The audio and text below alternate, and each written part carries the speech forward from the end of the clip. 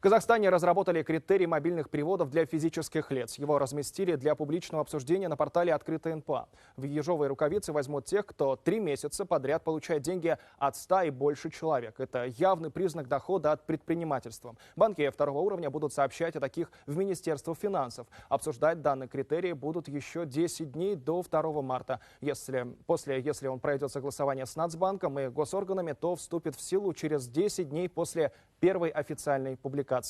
Напомню, с 1 января этого года банки второго уровня уже передают данные о государственных служащих и их супругах, а также лицах, приравненных к ним и их супругах.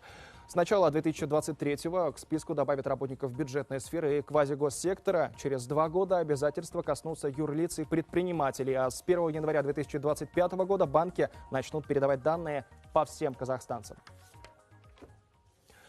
Почти 10 тысяч ИП в этом году были открыты онлайн. Теперь, чтобы зарегистрировать свой бизнес, казахстанцам даже не нужно выходить из дома. Это стало возможным благодаря приложению «Ясалык Бизнес». Кроме того, есть возможность выбрать или сменить налоговый режим, выдавать чеки клиентам, вести учет доходов и сдавать отчеты без помощи бухгалтера.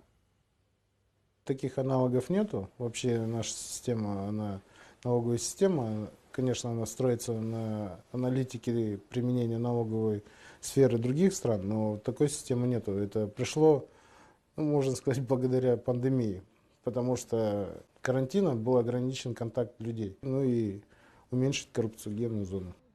Приложение есть и для физических лиц. Ясалык Азамат. Через него казахстанцы могут оплачивать налоги на имущество и на транспорт без комиссий.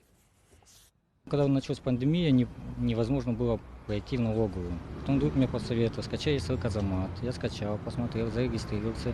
Я обнаружил задолженность, действительно задолжен налог на транспорт за данную мою машину. Узнал, я оплатил его.